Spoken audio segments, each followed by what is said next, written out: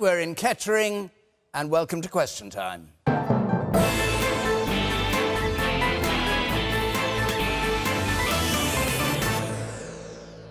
And with me here, the Secretary of State for Work and Pensions, Esther McVeigh, the Shadow Business Secretary under Ed Miliband, who resigned from the Shadow Cabinet when Jeremy Corbyn was elected leader, Chuka Umunna, the boss of Formula E, the electric car championships, and a former MEP for the Spanish Conservative Party, Alejandro Agag, the head of social media for Vote Leave in the referendum, now the campaign manager for the Taxpayers Alliance, Chloe Westley, and the award-winning rapper, poet, founder of the hip-hop Shakespeare Company, Akala.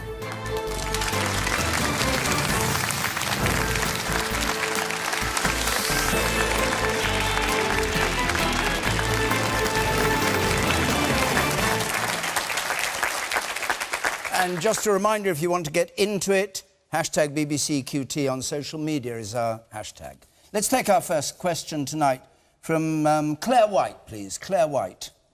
Would £10,000 for 25-year-olds effectively redress wealth inequality between the generations? This was a suggestion that came from an organisation called the Resolution Foundation, that every 25-year-old should get £10,000 on their birthday, paid for by various means. Would it redress wealth inequality? Akala, what do you think? I would frame a policy like this slightly differently. It's about what is the British taxpayer willing to subsidise and what are they not willing to subsidise. For example, in the last 30 years, so across this generation, the British prison population has grown by 82%. It's nothing to do with inequality, it's just because poor people have got innately more criminal. So we're already subsidising a massive underclass. Would a policy like this be effective? Perhaps not. But would a policy that said to people when you get to 18 years of age, there would be, say, interest-free loan available to start up a small business, would a policy like that perhaps be effective in reducing wealth inequality? Perhaps. Are we willing to subsidise people's failure, or are we willing to subsidise their potential success? That is the question we have to ask, because we're already subsidising people to a massive extent. We have the biggest prison population in the whole of Western Europe by quite some distance. So it's about what we are willing to pay for and what we're not willing to pay for. But a handout of 10 grand... But when you're 25? I've just said to you, I don't necessarily think the handout of 10 grand will work because, of course, people on the right will say, poor people getting nothing for no reason, and God forbid poor people get anything for no reason. So how about we say money available at no interest to start a small business? This is mainstream liberal capitalism. It stimulates entrepreneurship in the age of the internet. Why wouldn't people on the right go for such a policy? Chloe Westley.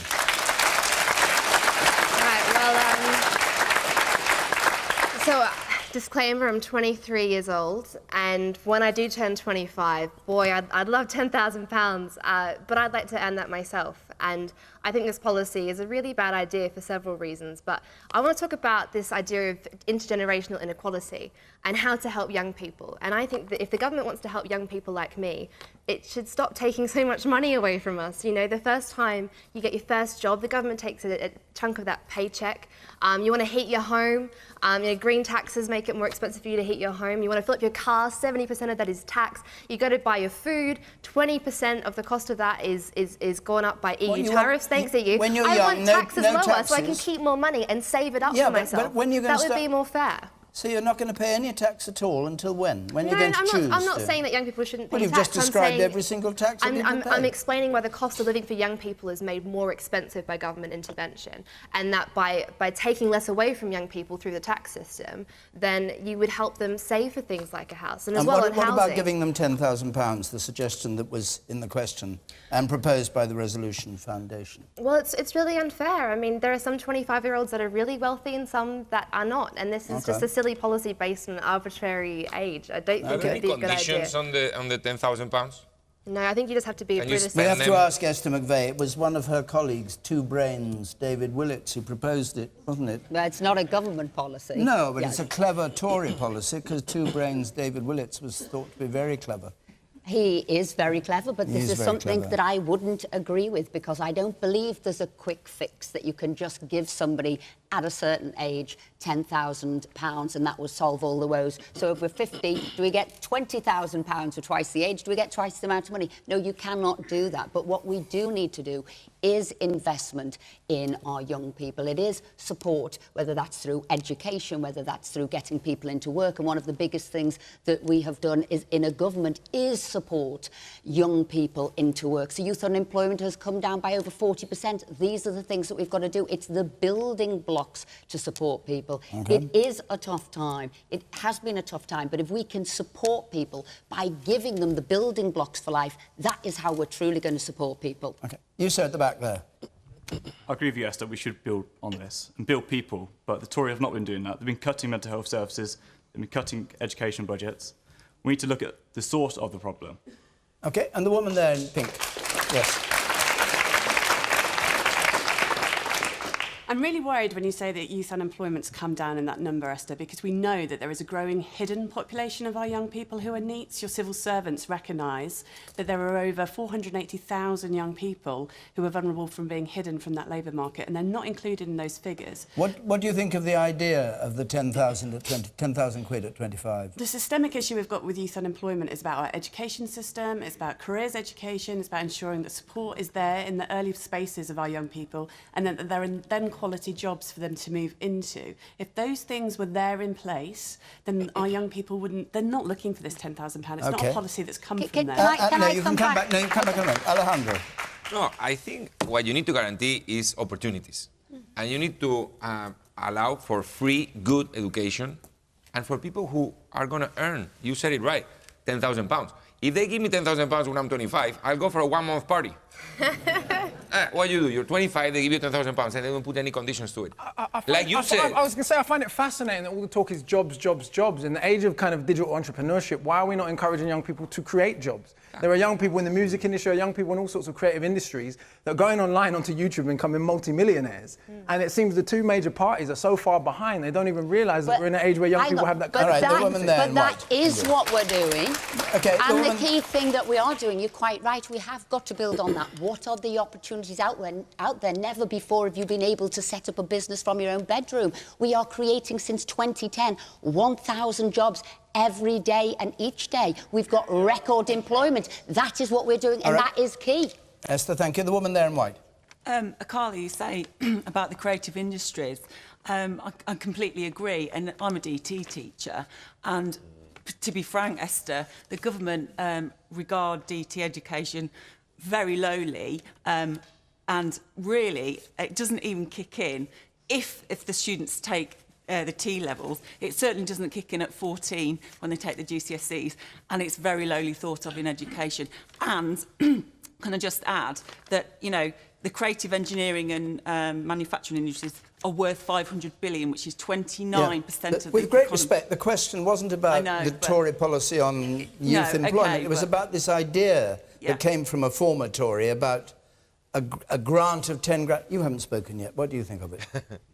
Well, I think Claire asked, will it reduce inequality? I think the intention of it, which is to try and equalise life chances and ensure that those who hit 25, who are not of great means, can access some of the opportunities that come with maybe having family money to pay for a house deposit that more wealthy people can get. Now, I don't think this is going to solve that problem. Of course, Esther is right. We've got to invest in our young people. But if I look at the journey of a young person in my constituency, from a child to becoming an adult,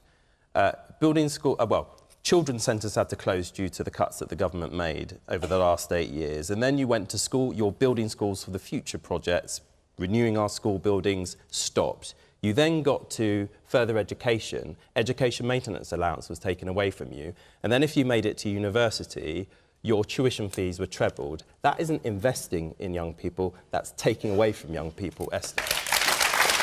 And what... Hang on just a minute, you said a bit how... But what we actually need to do is ultimately, first of all, ensure that we give young people the skills that they need. And I talked about university. It's not all about university. There's too much snobbery about technical and vocational skills and apprenticeships. We need more of that because that's what employers need. And it's all very well saying that youth unemployment has come down, But what is the nature of that employment? How secure is it? We see more 0 hours contracts than ever before and insecure work. So we want decent, secure work. And what do you think about 10 grand for 25-year-olds, bringing you back to Claire's question? Well, my problem with it is I'm not sure it is properly directed. And I think it's a fair point that, you know, if you've got very wealthy young people and we've got finite resources, getting that amount of money, is that a good spend of that money? And also, we know that if we want to, if inequality, Claire mentioned inequality, if we really want to tackle that, where you really make a difference is investing in the early years, and we don't invest enough there. All right, you said in the second row. Yes. The whole idea is far too simplistic, because if you gave me 10,000 and said I'm living in London, or 10,000 in Leicester, or 10,000 in Carlisle, that would mean a totally different thing. So it's just such a simplistic issue What would it that mean? it wouldn't work. What would it mean in Kettering? In Kettering, it would mean somewhere between London and Carlisle. OK, and you, sir? I agree with Carla. You know, I work with artificial intelligence, and having investment schemes for young people to start entrepreneur businesses or whatever is never going to be a bad thing. Can I just point out that there are massive taxpayer-backed investment schemes for people who already have money, like SEIS and EIS and those kind of schemes. So those of us who already have a little bit of money have these things. Why do they not exist for young people from the lowest socioeconomic brackets? Many of them might not make the mistakes they're making if they actually had access to capital. Esther, do you want to answer that particular point? Well, I'll come back to the last 20 years. Just answer his point, yes. Because there is support. That's what we're looking to do. We've got 1.9 million more children in good or excellent schools. The whole thing that we've got to do is make sure our next generation has got greater opportunities than our generation. I've spent the financial support 20 years supporting... There's a new enterprise allowance, should you come through the job centre. There is other support that you can get that you will be enabled to do that, and that's what we've been doing as a government. Hence, you've got record employment. But as I've spent 20 years going through schools, speaking to young people, what are the role models? Where are the sport? Where do you get the best education? And how do you, either through the National Citizenship Service, how do you mix with other people? How do we open up your eyes, your mind, your ideas? And that is what is going to make our country great, a new, great generation of young people. You said, yes. Can we reward... No, oh, sorry, I was going to go to the man next to you, actually, but I'll come to you. Yeah, you'll start with you in the middle. Yes, well, I fear that this sounds a bit like populism, a policy hiding behind the mask of populism, and it's basically there just to keep them quiet so that they don't complain. Well, give them the 10 grand and tell them to shut up and go away. Sorry. Give them the 10 grand and tell them to shut up and go away, do you mean? I don't think it was meant in that way, but that's what it smacks of to All right, me. and the man next to you, what do you think? OK. Can we reward creativeness insofar as that if we had, let's say, a conduit, whereas best ideas that could come forward from the public, that they would then attract a reward because they would be generating jobs, they would be creating equality, fairness, accountability and transparency. OK, and you in the front, and then we must move on, because we've got a lot of questions to get through. Well, I think the people who are going to be most successful by the time they're 25 are those who feel valued from the early years. And I think children... I work in education. I've worked in alternative education for quite some time. And there are children who are excluded from school because they haven't yet got a diagnosis of whatever, autism spectrum disorder.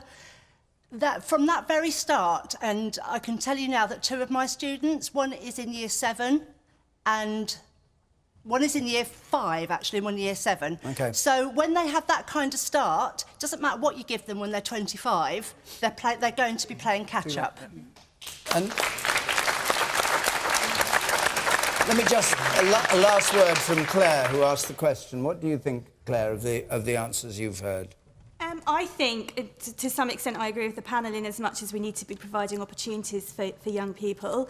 I think that's much more empowering, and I think that's much more fulfilling, ultimately, for people. I'm interested as to how these people are presumably going to be told to spend this £10,000, whether they can put it down as a deposit or just go off on a nice holiday, I don't know.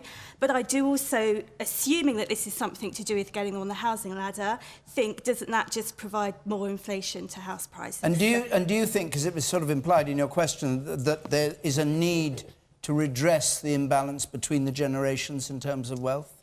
Yes, Yes, I think I do. I think that it's getting harder and harder for people to own property, and property is the biggest wealth that most people that own it actually have. So, yes, absolutely. OK, thank you very much. We'll go on to another question. Just before we do, we're going to be in Kensington in central London next week, and the week after that we're in Worthing. If you'd like to come and take part in the programme and argue the toss, on the screen there is the address. I'll give it again in detail at the end. But we'll go on to a question.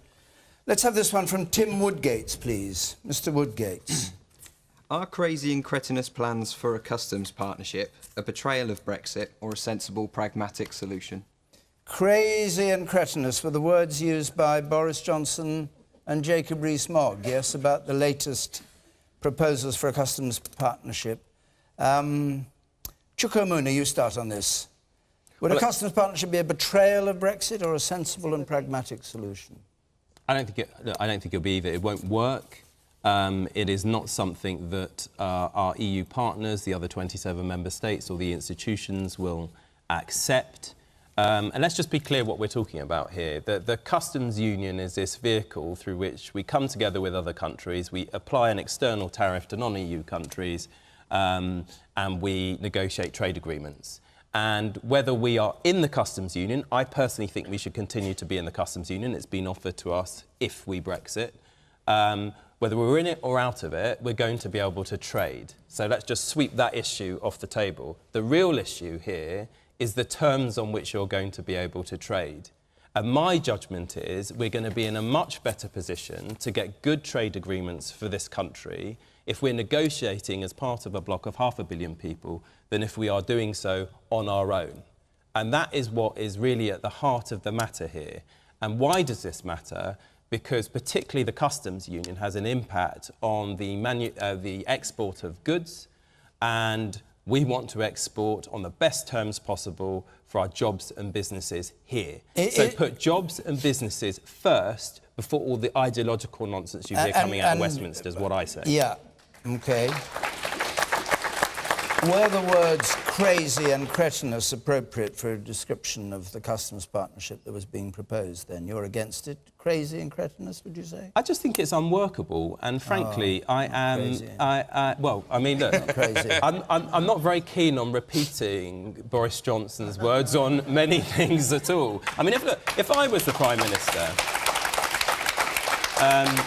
And by the way, it's worth stating... You said if I was the Prime Minister, you better carry on with that sentence before you go any further, before we lose it. If I was the Prime Minister, sling him out. If you're going to come forward as Prime Minister with a proposal and your Foreign Secretary says you're crazy, chuck him out. But the real more important point, let's just leave the circus act that is Boris to one side. The important point is the Prime Minister put leaving the customs union and the single market to everybody here and the electorate at the general election last year. It was front and centre of the general election campaign. She lost her majority because there's not support for that kind of Brexit. And there is a majority in the House of Commons for us to continue being part of the customs union because people care about your jobs. Alejandro. I mean, for me, I would agree it's crazy, but on the other way. It's crazy not to have a full custom union. And I started a company 5 years ago in the UK. I employ probably 120 people direct and maybe 1,000 indirect.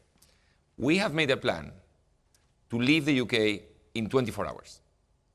I will offer jobs to all my British employees, of course, in our new location in Europe, and we will go. When are you off? Well, I'm waiting for the deal. If there is no deal, we will go. You want to be in the customs union and the single market? I would love to stay. I love the UK. This country allowed me to create my company, and it's a fantastic country. And this is where my kids live. They're all also under 25, so they're probably waiting for the £10,000 each. 40,000 we're going to make. But, you know, we would love to stay here.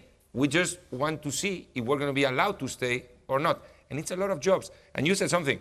People are not thinking of the jobs. They're thinking of something else. I don't know what they're thinking. Respecting democracy. That's what they're thinking. Respecting the democratic results. I think it's very important. I think it's very important to respect democracy, and I think people must be completely free to make wrong decisions. Keep the UK in the customs but union. The decisions are wrong, even if the majority votes for them. But he's got the job. If we're not in the customs union and the single market, what happens to your jobs? Let Chloe answer. They go somewhere else. There you go. Can I just say, very you've said, leaving the EU, Brexit, taking back control of our laws, borders, money and trade. We stay in the customs union, we can't take back control of our trade. It's just that simple. That's why we're leaving the customs union. There are huge opportunities to leaving the customs union and to leaving the EU. Gosh, we've had so much negativity and mean-spiritedness, not just from the EU, but also politicians here at home. This is going to be a fantastic thing for the country. And I just think, you know, politicians like you, Chuka, you need to get behind the country and help make Britain make this a great success. All right, now, Esther McVey, Chuka says that if he were Prime Minister, he's not Prime Minister, if he were Prime Minister, he'd chuck Boris Johnson out for saying what he did about the proposals being crazy. He can't chuck Rees-Mogg out because he's on the back benches. And he said they were cretinous. And he was sympathetic to that kind of, not to the words, but to their approach to this proposal. Are you in favour of it? I don't have the rhetorical flourish of Boris, but what I do know is we do have a cabinet which is representative of the country. You have got people with robust views there. But what we do know, and however we do it, which I agree with Chloe there, the country voted for Brexit. We have to make sure that the politicians deliver the best Brexit possible and make it that we do flourish as a country, because that is what it was about. It was about taking back control of our destiny, about our laws, about who is in control of us and what we can do and future deals that we can do. The Prime Minister has said she's going to go forward and get the best deal. So what we don't want is politicians squabbling behind the back, behind the scene, and in fact doing Barnier's bidding for You're doing it openly in the cabinet. Chuka, you voted for a referendum which said we give the voice and the choice to the people. All of the politicians pretty much said that. Now that you think, I don't like what the public decided, you're trying to change the result. No, democracy must come first. So what do you... So what do you think about Boris Johnson saying that a proposal put forward by the Prime Minister in that cabinet is crazy? There were two options. How does that work? There were two options, and he was giving a very honest opinion of what he thought of one. What she has said is, I will keep looking until I get the best deal. That can be accepted by everybody. So it will go back and re-looked at again. All I'm saying, I think the good thing in Cabinet is that people can have a robust debate. It's unfortunate when it does come out into the public, but hey, we live in an age of transparency, and that's what happened. He brought it out. He brought it out into the public. Sorry, he was wrong to say in public that it was crazy, in other words. I wouldn't have. We know that Boris is very open in what he says, but what he is very, I guess, what he is really intent on is the delivering of Brexit. And I think that is what we all want, and we all need to align together to get that best deal for the British public. Carla? I don't have a particular view on the customs union per se, but from my standpoint, Brexit was not really about those technicalities. To me, Brexit was about British nationalism. And I think there's something quite fascinating about a country that was historically an empire, a country that has been one of the largest sources of emigrants in the world. So, for example, we talk a lot about post-war mass migration. In the post-war years, 1.5 million British citizens took state-subsidised migration. 75% of them could not have afforded the journey without the state. To Australia, to Southern Africa, to Canada, to New Zealand. Migration that was not available to those of us who came from the Caribbean. We had to pay our own way, as did the people from India, as did the people from Ghana. So it's fascinating that we've got all this amnesia and all this kind of aggression towards immigrants, that we would vote to leave the union based well, the second, according to the Lord Ashcroft poll data, you're saying you respect democracy. According to Lord Ashcroft poll data... Well, that's not a referendum, is it? That's a poll. No, just a second. So according to the polling data of the people themselves who voted, immigration was cited as the second most important reason for leaving, even though that's it was meant... democracy. Just a second. Even though, as several scholars pointed out, the EU never controlled our immigration laws. So if the people... You can't have it both ways, Chloe, right? If the people themselves voted and you respect that, you've also got to respect that they said their second most important reason was immigration. And it was very... But hang on, hang on, Nicole, let's not go into why people voted as they did. What about what's happening now? No, I've just what about what you say you're not interested in that? No, I'm not saying I'm not interested in that. You asked me about the customs union. I said I don't have a particular view on the customs union. So, and do you have a particular view about the way it's been discussed in government? Are you confident in Theresa May's I'm not confident approach? in anything Theresa May does. Oh. my inclination is that Brexit, what it will lead to is not independence, but a closer strengthening of the quote-unquote special relationship and an increase of the Anglo-American empire. I notice no one seems to have an issue with the fact that we have American military bases on our soil that we didn't get a vote about. OK, let's hear from if some we want members of our sovereignty, audience. why is that not an issue? Let's hear from some members of our audience. The woman on the gangway there in the fourth row back. Yes. I just wanted to go back to Chloe's point about how Brexiteers voted to leave the customs union, etc., etc. No, they didn't vote for that. On the ballot paper, it said, would you like to remain in the EU? Would you like to leave the EU? And to say that leaving the customs union is a betrayal of Brexit, sorry, staying in the customs union is a betrayal of Brexit, that's just ideological. It depends on how hard you want your Brexit to be. So your campaign might want a hard Brexit in comparison to another person's idea of Brexit. Do you think there'll ever be agreement in this country about what we voted for? No. You don't? You think? We've been misled by so many people, and Chloe, what you just said was misleading. We didn't vote to leave customs union. Hold on a second. Yes, Chloe, and I'll come to you too. Yeah. So can I just ask you that, because obviously this comes up time and time again. Yes. Do you think people are yet reconciled to the vote? Because it seems not, on the whole, that well, those who outside voted of the political against establishment, aren't. yes. So most people in this country just want politicians to get on with it and to actually start to put in place the infrastructure we need to build the country that we're going to live in when we leave the EU. These conversations we had 2 years ago in a referendum, that was settled. Politicians just need to get on with other things now and deliver the result. But on your point about being misleading, no, taking back control of our laws, borders, money and trade. That was the line. That was what every household heard from our campaign. And we made trade deals with the fastest growing economies in the world a key benefit of leaving the EU. That was just from your campaign. There the were official Leave campaign. A lot of other Leave campaigns. OK, let's not re-argue the thing. I'll go to the man in the back there with spectacles. I'll come to you in a moment. The man with spectacles back there. I'm just getting quite sick of this whole bickering between whether it's the Conservatives or Labour or any other party. You all just need to pull your fingers out and actually get this done and what's best for the nations. Not what's best for your party, and not what's best for political point scoring. And what would that be, in your view? Well, whatever the best kind of Brexit deal would be. I'm not a politician. I don't know these kind of things.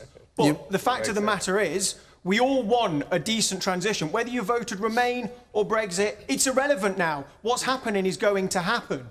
We just want the best deal that is possible. So pull your fingers out and do something about it. OK, Chuka, I'll come to you, and then I'll come to you, Esther. I would say, actually, two things. In fairness, I don't think anybody here... Who wants a bad deal? Nobody wants a bad deal. I think everybody wants a good deal. And one of the refreshing things about the EU debate is it hasn't been terribly party political. You actually have different politicians from different parties working together on different sides of the argument. I co-chair an all-party group on EU relations, mainly made up of, pro-European people who don't want a really hard Brexit. I co-chair That's all good and well. Hang on just a moment. I co-chair that with the Conservatives, so it's not a Labour-Tory thing. And I think we have to accept our country is divided on this, and of course we want to heal those divisions. Now, I'm not sure we ever will reach a consensus on this in Westminster, and I'm not even sure that when we're looking at the Brexit deal, it's right that 650 MPs determine the destinies of 65 million people. I would like to see people get a vote on the Brexit deal, because the way I kind of look at it is this. Hang on just a moment. The way I look at it is this. In 2016, we put an offer in on the House, right? And whenever you go into a house purchase, if you're lucky enough to be in that position, you carry out a survey and you see what the survey comes back with. And if that survey is telling you there are rubbish foundations, you probably don't want to buy this house, you don't go ahead, exchange and complete the transaction. We've heard this analogy several times but it's on true. Question Time. But it's I know, true. but it's It is true. And we have the right to do that. Yeah. Democracy is not a static thing. Let's get to the point. You're saying there should be a second referendum on the terms that are negotiated by this government. I would like to see us have a people's vote on the Brexit deal. Call it a people's vote. You mean call it what you want. Okay. I want 65 million people's voices to be heard in this, given that there will not be, I don't think, agreement in Westminster on this, because Westminster reflects the country. There isn't one view on this. All right, we get that. Now, Esther McVeigh, 65 million means everybody just born, incidentally. No, I said that their voices. I didn't say they'd all get the voice. I mean, one-year-olds get, exactly. When people don't like referendum 1, they'll go for referendum 2, 3, 4 until they get the answer they want. But the gentleman is spot on. This is beyond party politics. This is about the British people. And what we need to see is the brains of all parties getting together to support this great country. People said in, Project Fear 1, wasn't it, that, oh, people will leave the country, people won't want to be here, you'll see millions more people unemployed. That has not happened. 10,000 What we've nurses got have to left our do, NHS already. what we've got to do is get the best deal. When I go up and down the country speaking to people, they say, you know what, I might not have voted to leave, but because the majority of people did, let's go ahead, let's get it right, and let's do the best we can. Okay, we well, are that's an easily... international country. Esther, hold we on a are second. global. That is easier. Let's do it. That is easily said. waffle. Let's get the best deal. The question is, do you think, given the present makeup of the Houses of Parliament, of the House of Lords, the constitution of the government itself, that it's ever actually going to be possible to get agreement? can't because, agree in hang on a cabinet. second, everything that is put up is not done. What hope is there actually of getting I a believe consensus it agreement, will. which then has to be agreed by the EU? I believe it will. I remember at Christmas time, everybody saying to Theresa May, oh, you won't get the first set done about what's going to happen to the citizens, what's going to happen to the money. Yes, she did. I remember going back to the EU in February and they said, you won't get the implementation period. Yes, she did. What we've got to do, Chucker, is get behind her and the country, and we will get that best deal. But what we don't want to do now is undermine her and do Barnier's negotiations. Boris is the one calling her crazy. We have got to get this right. Not So Michelle Barnier. Boris is the one calling her crazy. He's undermining her. 61% of Kettering, we need to get behind the Prime Minister and get the best deal, because 61% of people here voted for Brexit. All right. We've got to remember the whole country, Esther. In a majority, they voted for Brexit, Chucker. Just because you don't like it. No, the whole country. All right, let's They leave all voted remain. for Leave all Brexit. remain. Pax, Leave all remain. Pax, the woman there in green, on the gangway. And we'll take two more points on this, and then we'll go on to another question. Yes? Isn't the problem that at the heart of government we've got a Prime Minister who's too weak to sack her own Foreign Secretary, despite all of the nonsense he says against her, and a Labour Party leadership that can't even hold her up to scrutiny? OK, well, that's a left and a right.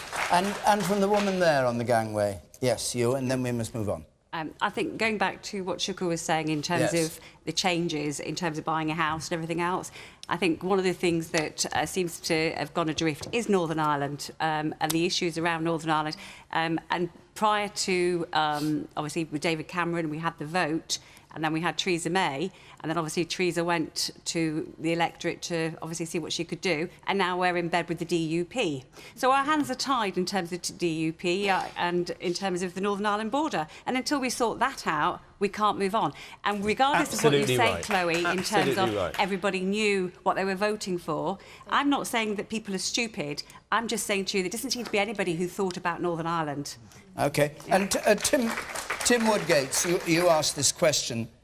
You obviously spurred on by the words crazy and cretinous. What's your view? Do you think that was appropriate language? Well, I suppose that might be edging on rude. I suppose it's surprising for Jacob Rees-Mogg especially. But I think broadly they are correct, though. I think that a customs partnership would severely impinge on our ability post-Brexit to forge our own trade deals. And I want to completely agree with what Chloe's been saying, that was one of is one of the main opportunities following Brexit, and we should be less begrudging and reluctant about pursuing it. OK, thank you very much.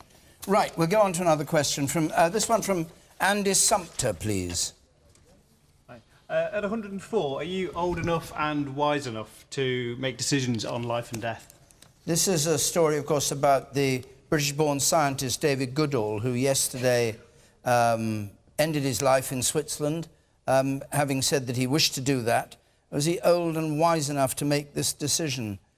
Alejandro, what do you make of that? Well, I'm a Catholic, and I'm from Spain, which is a very Catholic country. We are against euthanasia and in any form. And being 104, being 100, being 60, or being minus 6 months, so that includes abortion. So for me, the position is very clear, but comes with my religion. I think there's probably a debate that is going to go forward, but where is the limit? Who do you decide to kill? You know, it's a very difficult question. But he said he has the right. He said, my life's been rather poor for the past year or so. I'm very happy to end it. Yeah, I can understand the argument from a human being point of view. I can understand the argument, but it's a very serious matter. Do we want a society that kills its own people? I don't. Carla?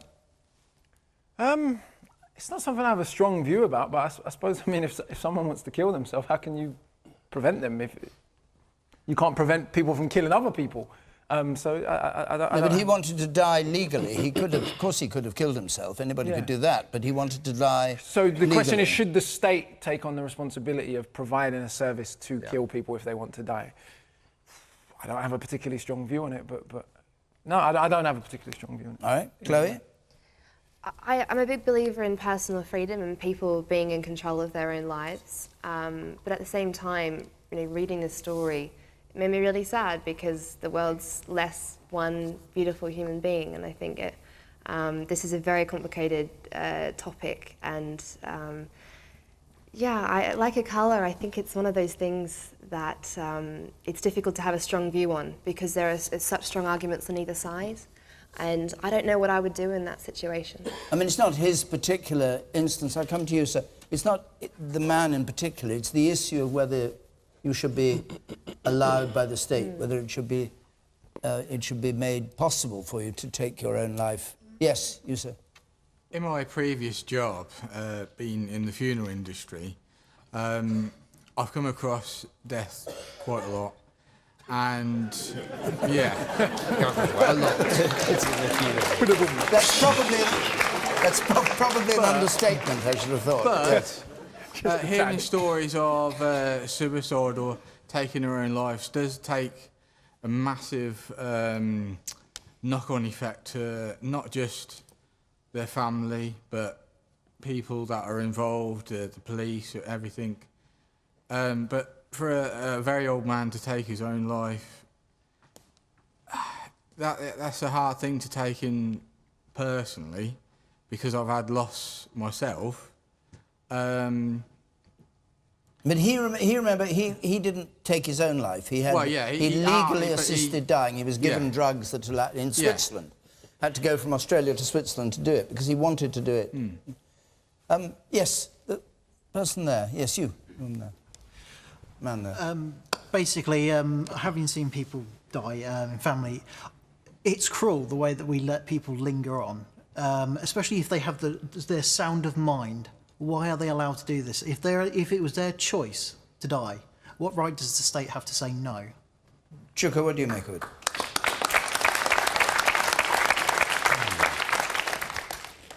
I have to say, I mean, I'm not aware of this particular story, and I don't instinctively have a strong view either way.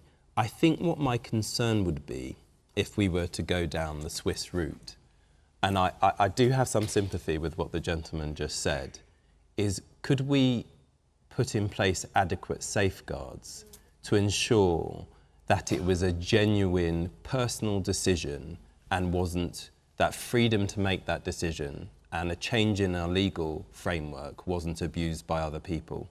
I think that would be my primary concern. And of course, the thing is, these aren't party political issues, these are issues of conscience. And immediately the question was asked, actually. I just thought of my own family and you know, you think about maybe your parents or where they may be in the future.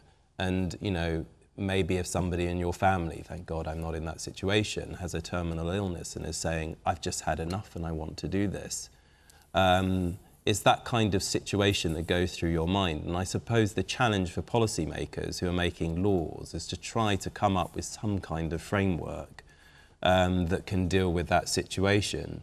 But I'm very open-minded about it, and it is a debate we should have. We had one around assisted dying, actually, Esther and I joined the 2010 to 2015 Parliament together, I think, and there was a bill that went through on this, and there was a fantastic debate in the House of Commons about it. But it's not straightforward, so I'm not very prescriptive in my views about it. But how did you go on that vote? We didn't. I don't think we in the end had a vote. All right, the woman here in the front. Get put to a vote in the end. Assisted dying is what we're talking about, of course. Yes. Right, Dignitas in Switzerland. Yes. People don't just turn up on their own and that's it. They discuss it with family for some time. It's well planned, it's really thought about. The family love that person so much, they totally go along with their point of view. And it's a shame that you have to go as far as Switzerland, like the gentleman did this morning from Australia, 104-year-old, to do this. OK. Esther McVeigh, I'll come to you. I think, as Chuck has said there, it's the framework of how we do go about, because the state has to look at the most vulnerable. How would you protect people? How would you, if somebody thought I was a burden, or if somebody was trying to think that they know better and, you know, would assist somebody into dying. So as a state, we've got to really protect those people who might otherwise end up doing this. I personally have never agreed with euthanasia, something that the state would do. However, I have to say, only last week I was visiting a sheltered housing complex, 50 people in front of me of a certain age, and we had this discussion. And so I said to them, because they, you know, they felt they wanted to say on it, and interestingly, everybody but one put their hand up and said, you know what, I would like to choose when I die. They said, yes, we're educated, we've had a great life, but you know what? We don't want to live in maybe pain. We don't want to continue once we've decided, once we've spoken to our family, once we've spoken to doctors. And I have to say, this debate is only going to get bigger, because having had those discussions with people before, I would have had an opposite vote in the room. I would have only had one person saying, I would like to choose when I die. But to see a complete reversal, this debate is going to go on. And I think us politicians are going to have to grapple with this, because, again, sophisticated, you know, people are going to want to choose what happens to them in their older age. Right. If somebody has a debilitating disease or illness, don't we have the right to kind of empathise with them and to be able to set up a system where, at the end of the day, they shouldn't have to suffer for years beyond what they were kind of capable of living, of sound mind and things like that. And this is what the people were saying to me. Yeah, exactly that. I'll take one more point. The woman here on the right, in pink. Yeah, Just briefly, if you would. Sorry, yeah, it was just to say that I do agree with there's a lot to say about it, and the government would have to be involved in it, because I think that with mental health on the rise, I think that this could be a really, really grey area, and people could really get in trouble and think that they're a burden to their families or whatever, when actually they're just suffering from mental health issues. Andy Sumpter, what do you think? Who asked the question? I asked the question because I don't know the answer, to be honest, and I still don't. I absolutely respect the man's decision and his right to choose, but I wouldn't wish the task of carrying it out on anybody, so I don't really know. Sachin Sudera, let's have your question, please. Sachin Sudera. Were we wrong about Donald Trump? Were we wrong about Donald Trump? Yes, that's the one. Depends what you thought before, I suppose. Esther McVeigh, were we wrong about Donald Trump? As you said, I don't know what was right, what was wrong, what you decided in the first place, but what I certainly know, he's certainly doing politics in a very different way. You don't say. Yes. But he has brought North and South Korea around the table, something maybe we wouldn't have thought before. So we'll have to see how that pans out. He was voted in through a sort of democratic election. What I know we've got to do as a country is get along with one of our longest, strongest allies, that is America, and work together. And I think, as everybody says, if you're a good friend, you can also say when you don't agree with certain things. So with the Iran nuclear programme, we have said we will remain in that programme because we think it is right that we should be there. He has decided to go on his own path. He wants, as he says, to have a deal that is better and stronger and bigger, but we will remain tied to that nuclear agreement What do you and think of the way he because does his we politics, we want to make sure. What do you think of the way vote. he does it? Just announcing this and announcing that. Do you think it's effective? What he's doing is bringing in his kind of business negotiation into a political world where we invariably use diplomacy, where we know we've got to get along with policymakers. So he's doing things in a very different way. Sachin, and we've got to support him to get it right. Sachin, what do you think? I don't feel his successes outweigh his failures. He's someone whose foreign courtship relies upon calling a leader of a nation Rocket Man, or is someone who tweets his political policies, or someone who disregards negative news as fake news. He's a misogynist, he's a racist, he's a xenophobe. I don't think... Alejandro, what do you make of him?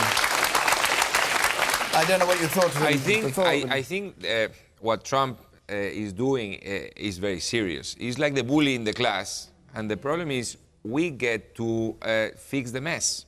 And he did that with the Paris Climate Agreement. The planet is in a lot more danger now of having a major climate catastrophe because Trump withdrew from the Paris Agreement. And the rest need to reduce even more the CO2 emissions to fix what he's doing. And now he's doing the same with Iran. You know, this withdrawal from the Iran deal, first of all, makes America untrustworthy because this deal was signed by the United States. When was America trustworthy? I missed that memo. Barack Obama signed an agreement on behalf of a nation, the United States. You cannot just come and tear apart the agreement signed by your predecessor. But if you think it's an ineffective agreement and you're the next president, you can do that, surely. Well, yeah, but it's not an ineffective agreement. He thinks it's ineffective. And the problem is, all the allies, we need now... the worst deal ever done. Yeah, but all the allies, we need now to fix what he's destroying. And France, the UK, and everyone else, and Russia, and they need to go to Iran and say, please, stay calm, we're going to abide by the agreement. Did you expect a rapprochement with North Korea? Well, I think that the North Korean little guy, Kim Jong-un, whatever his name is taking Trump for a ride. I think he's taking Trump for a ride. I think... Okay. Can I just point out? Yes. You may remember, or you may not remember, a few years ago, I think it was 2014, but don't hold me to that. Gallup, which is an American polling company, did a global survey, 66 countries, over 100,000 people. So this was not just radical, crazy leftists. And they asked people, which country in the world is the greatest danger to world peace? This was before Trump came into office. 25%, 24% to be precise, responded the United States of America. Yeah? So if people already thought America was the greatest threat to world peace, which by inference means we're part of the threat to world peace. Sorry, 24%. 24%, but it was the #1 country. Right? It was the #1 country. 24% of all the respondents around the globe already thought that, which by essence puts us in that camp. How much worse has that got for the people around the world now? This was when Obama was leader. So I think the whole question has to be, and it's disgraceful that we don't have more challenge from anyone in our political establishment, bar a couple of radical, crazy leftist people, whether there's any challenge to the role of America's world as the global policeman. Because most of the world do not accept that. And if we're saying we believe in democracy, why are we not supporting international democracy? Chloe Westley. Well, I think there are a lot of people that are quick to criticise his actions just because they hate him as a person and don't, stop to think about what he's actually done. Look, when he made that speech to the United Nations, when he used very tough language about North Korea and those subsequent tweets, everyone criticised him, everyone said he was a joke, and now look where we are. We'll have to wait and see how those negotiations go.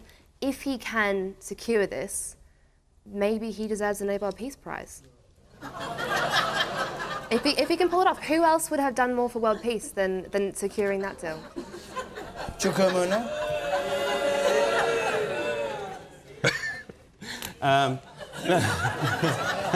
Well, the first thing I would say is let's get this in perspective. Was she right, first of all, before you move on? That if he's got it right, he deserves the Nobel Peace Prize. Actually, we're pretty big. If he makes it happen, it would be. I'm with Chloe. It would be pretty big. I don't trust the little guy, but she would be right. Yeah. I'm not sure I can conceive of circumstances where we'd all be saying he should get the Nobel Peace Prize. But what I was going to say is, I think we've got to be careful here to distinguish between President Trump and the American people. Of course. They are two different things. And there are a lot of people in America who feel exactly the same as we do. And Sachin, I agree with you. You know, is he as bad as we thought he would be? I thought the guy was a racist, a misogynist, an Islamophobe, hate peddler, somebody who likes to other people, and everything he has done in office has reinforced my view of that. You know. But I also think we've got to be, I think we just got to be a bit more, how can I put it, less sentimental and more realistic about our relationship with the US. I'm not sure I buy all the special relationship, but it's a very important relationship. And over time, over history, we, working with the US, have done, I'm sorry, I don't totally agree with Carla on this, we have done some very good things in the world. If it hadn't been for the US's intervention in the Second World War, it's questionable whether we would have overcome fascism and Hitler. And there are a number of other things, of course, we have done since that time working with the US. But it's a hard-headed relationship, OK? And when we disagree with them, hang on just a minute, when we disagree with them in the way that, say, for example, the Labour Prime Minister Harold Wilson did on Vietnam, we don't just blindly follow them like a poodle. And there were things, admittedly, during, you know, the Labour Party's time in office, where I think we should have challenged the US more. I didn't agree with the Iraq intervention, but I think we've got to be careful here, because I do think they are a country who have been a good friend and ally to the UK, and we should be mature enough that when you have a president like him coming out with the kind of things that he comes out with, we challenge him where appropriate. Would you challenge him on the North Korean deal? Well, absolutely. Or do you accept that? And I think there's a real problem, because there's a connection here between the Iran deal, which he just wants to tear up, and Korea. I mean, actually, as it happens, the Iranians have kept to what was required of them in that deal. Now, it wasn't the perfect deal. It didn't cover... No, sorry, North Korea is the question I asked you about. Yes, but there is a link here, because if he, you know, doesn't comply with the Iran agreement, Trump, and he just tears it up, how on earth are the North Koreans going to have confidence he'll stick to any deal that he does with them? I get the point. You said there. Sorry, I basically just finished a paper on global nuclear developments across different countries, and basically, as much as I can see, I don't agree with everything that Donald Trump says. I read hundreds of articles that said that Korea was going to be the next World War III, that they would never come to the negotiating table, and yet what the US achieved in 10 years of UN, you know, sort of trying to nurture Iran and things like that, what they achieved in that in 10 years has happened in 18 months. Under Donald Trump. Now, I may not agree with everything that he has said about Korea, but you cannot doubt that it's been a success. You know, we don't have a deal yet. No, but even the change in rhetoric, we're talking about somebody here that, you know, months ago it was, this is going to end the world, this conflict, and now you've got to say, you know, and I feel that it's because it's Donald Trump that you have a tunnel vision now, that people can't see any successes, and I'm sorry, but I think that that is a really dangerous way to think. OK. And you up there? With Trump, no one thought he would actually get his policies through when he came into office, and the policies that his electorate voted for him to do. And guess what? He's actually done them. And so the problem with Trump, if you call it a problem, is bigger than Trump himself now. The people who voted to put him in power, they believe in Trump. They believe he does what he does. He's lowered taxes. He's made Wall Street back again. If Trump gets unelected, if he doesn't stay in power for the next 4 years, there's still a whole base of people that believe in Trumpism and believe in Trump's ideas and believe in this new conservatism that seems to be in America. By talking about Trump as if, is he everything we thought he would be? It's more than Trump, it's the people who have put him in power there. Thank you. OK, we've got four or 5 minutes. Hallam, Sevier, Burnap. Let's just have your question. Does the failure of Labour to gain ground in traditional working-class towns, like Dudley and Bolton, suggest that Corbyn mania is dead? Oh, this is for you. Who quit the front bench when Corbyn became leader. Is Corbyn mania dead as a result of the local election results? We have to be quick on this, by the way. I'm not sure there was mass Corbyn mania in the first place, but I think we need to get away, you know, as a Labour Party. It's not about the personality. I think what you want to know is what are we actually going to do to change your lives, whether you are in, you know, a community like mine or the kind of community that you referred to. I think Hallam wants to know about Jeremy Corbyn. That's why he asked the question. I've just told you that I don't You don't think he does want to know that? No, I'm not saying that. I'm just saying, if you listen to the answer, I said I didn't believe that there was mass Corbyn mania, and even if we do believe in mania. I'm not sure mania is what people want to know. They want to know what are the policy solutions, what are we going to do to make sure we have more affordable housing, better jobs, better paid jobs. What are we going to do to ensure that the circumstances of your birth do not determine where you end up in All right, life? you're giving That's us Labour what policy. people are interested in. But that happens to be what I believe, actually. Yeah. What about the local election results? Do they show Well, we need to success do for better. Labour? No, there's no doubt about it. We need to do better I mean, to win. I think the phrasing of the question itself is interesting. Traditional working class towns. Is Hackney not a traditional working class town? Is Tottenham not a traditional working class town? Is Moss Side not a traditional working class town? I just think the phrasing of the question is very What interesting. does the questioner mean by it? What does the questioner mean by let's ask traditional him. working Alan, class what did you towns? mean? What do you I mean don't by know. it? Alan, what did you mean? Traditional working class towns, they tend to vote towards Labour. Now, you look at Dudley, no overall control. Again, Conservatives picked up the UKIP support. Labour, what do? Nothing. They didn't gain any councillors. You look at Bolton, the Conservatives picked up seats again. What are Labour doing? Why have they lost 3 seats in Bolton? Why are they not doing more for traditional working class towns, which are supposed to be their base of support? But that's what I'm saying. Define that. Hackney, one of the poorest wards in the country. Yeah? Traditional working class town. I'm saying, why have you picked what is the criteria by which you've picked your traditional working class town? I'd like to know. When was Hackney rich? When was Tottenham rich? When was Moss Side rich? All right, you made the point. Esther. He's very North London. He's very London-centric. I would also say Corbynism is unravelling, and what we're seeing is a far left. What we're seeing is a momentum. I know it militant from Liverpool in the 1980s. You've got MacDonald, who is his shadow chancellor, who agrees in Marxism. What we're seeing is the unravelling of this very ugly far-left organisation. Do you condemn your foreign secretary laughing about dead I Libyans? would say he has never come out and agreed with Marxism. He has never been anti-Semitic. He has never been a misogynist. And this is what you're seeing now with the unravelling of Corbyn. All right, that discussion isn't going to go. Yes or no? Chloe.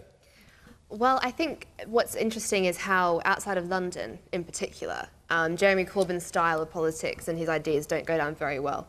It's a very insular group of people in London who believe in that style of socialism and Marxism. And I don't think that under Jeremy Corbyn, Labour can win back those votes. Is a Marxist manifesto? Have you read it? Well, Corbyn is basic European the shadow chancellor is a Marxist. Me looking from outside, I don't have the luck to vote in the UK, and I'm a guest in this country, but looking from the outside, I think the leadership, and I'm sorry, you're both parties, both leadership seems a bit kind of like old school and kind of stale and kind of, I don't know. I mean, I think you need new people. I think this guy could be a really good, you too. You think these two? Okay. On that note, we've got only a few moments left. Who hasn't spoken yet? Who wants to speak? All right, you haven't spoken. Quickly, if you would, madam. I don't think Corbyn mania is dead at all. And in response to Chloe's question, I don't believe outside of London don't care about Corbyn's policies. I do. And on that point, a problem we have at the moment, the criminal bar is on strike at the moment. I did say briefly. I understand, but... That's not a pun, by the way. There is an important point I'm trying to make here. They're on strike because there are record numbers of unrepresented people out there today. When are we going to fix the criminal justice system, Okay. Esther McVeigh? I'm going to have to stop you. She can't answer because our time's up. I'm sorry about that. Next Thursday, we're going to be in Kensington. The week after that, we're going to be in Worthing.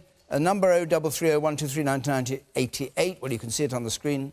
And you can go to our website if you want to do that and apply, and you'll be extremely welcome. If you want to go on with these discussions we've been having here, Adrian Childs is on 5 Live right now on Question Time Extra Time, so you can take part in that. But my thanks to our panel, to all of you who came to Kettering to take part in tonight's edition. Until next Thursday, from Kettering, good night.